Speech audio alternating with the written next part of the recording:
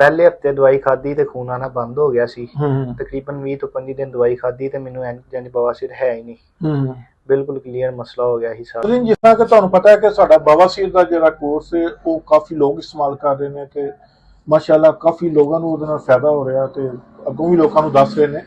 ਤੇ ਅੱਜ ਸਾਡੇ ਕੋਲ ਉਮਰ ਭਾਈ ਆਏ ਨੇ, ਇਹ ਕੋਈ 3-4 ਮਹੀਨੇ ਪਹਿਲਾਂ ਸਾਡੇ ਕੋਲ ਆਏ ਸਨ ਬਵਾਸੀਰ ਦੇ ਸਿਲਸਿਲੇ 'ਚ, ਤੇ ਉਹ ਅੱਜ ਦੁਬਾਰਾ ਆਏ ਨੇ ਤੇ ਉਹਨਾਂ ਨੂੰ ਪੁੱਛਣਾ ਕਿ ਉਹਨਾਂ ਦਾ ਕੀ ਹਾਲ ਸੀ ਤੇ ਕਿਸ ਤਰ੍ਹਾਂ ਉਹ ਸਾਰਾ ਮਾਮਲਾਤ ਹੋਏ। ਜੀ ਉਮਰ ਭਾਈ, ਕਿਹੜੀ ਜਗ੍ਹਾ ਤੋਂ ਆਏ ਸੋ? ਬੂਰੇ ਵਾਲਾ ਤੋਂ। ਬੋਰੇ ਵਾਲੇ ਤੋਂ।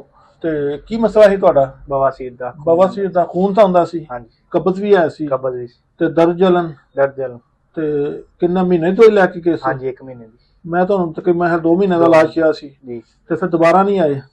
ਪਹਿਲੇ ਹਫਤੇ ਦਵਾਈ ਖਾਧੀ ਤੇ ਖੂਨ ਆਣਾ ਬੰਦ ਹੋ ਗਿਆ ਸੀ। ਹੂੰ ਤਕਰੀਬਨ 20 ਤੋਂ 25 ਦਿਨ ਦਵਾਈ ਖਾਧੀ ਤੇ ਮੈਨੂੰ ਇੰਜ ਬਵਾਸੀਰ ਹੈ ਹੀ ਨਹੀਂ। ਹੂੰ ਬਿਲਕੁਲ ਕਲੀਅਰ ਮਸਲਾ ਹੋ ਗਿਆ ਸੀ ਸਾਰਾ। ਹੁਣ ਤੁਸੀਂ ਠੀਕ ਹੋ, ਮੁਤਮਿਨ ਹੋ? A1 ਮਜ਼ੀਦ ਦਵਾਈ ਦੀ ਤੇ ਕਿਸੇ ਦੀ ਜ਼ਰੂਰਤ ਨਹੀਂ? ਨਹੀਂ ਠੀਕ। ਚਲੋ ਅੱਲਾਹ ਤਾਲਾ ਤੁਹਾਨੂੰ ਵੀ ਤੇ ਜਿਹੜੇ ਨਾਲ ਤੁਹਾਡੇ ਬਾਸ ਭਾਈ ਆਏ ਨੇ ਇਹਨਾਂ ਨੂੰ ਵੀ ਅੱਲਾਹ ਤਾਲਾ ਸ਼ਿਫਾ ਦੇਵੇ। ਤੇ ਨਾਜ਼ਰੀਨ, ਜਿਸ ਤਰ੍ਹਾਂ ਕਿ ਉਮਰ ਭਾਈ ਦੇ ਬਵਾਸੀਰ ਠੀਕ ਹੋਈ ਹੈ, ਉਹਨਾਂ ਦਾ ਮਸਲਾ ਸ਼ਿਫਾ ਅੱਲਾਹ ਨੇ ਦਿੱਤੀ, ਇਸੇ ਤਰ੍ਹਾਂ ਤੁਹਾਡੇ ਚੋਂ ਕਿਸੇ ਦੋਸਤ ਨੂੰ, ਤੁਹਾਡੇ ਕਿਸੇ ਪਿਆਰੇ ਨੂੰ ਅਗਰ ਇਹ ਮਸਲਾ ਹੈ ਵੇ ਤੇ ਲਾਜ਼ਮੀ ਉਹਨੂੰ ਸਾਡਾ ਐਡਰੈਸ ਸ਼ੇਅਰ ਕਰਿਓ, ਵੀਡੀਓ ਸ਼ੇਅਰ ਕਰਿਓ ਤਾਂ ਕਿ ਉਹ ਵੀ ਇਸ ਮੌਜ਼ੀ ਮਰਜ਼ ਤੋਂ ਇਲਾਜ ਕਰਵਾ ਕੇ ਤੇ ਕਾਮਯਾਬ ਸਿਹਤਯਾਬ ਹੋ ਸਕੇ। ਤੇ ਮਾਸ਼ਾਅੱਲਾ ਬੜੇ अच्छे रिजल्ट ने, लोग बड़ी बड़ी दूरों मंगवा रहे हैं। तो वीडियो अच्छी लगे तो शेयर करो, सब्सक्राइब करो चैनल में ताकि इस तरह दी मजीद वीडियो तुहानूं मिलदियां रहन।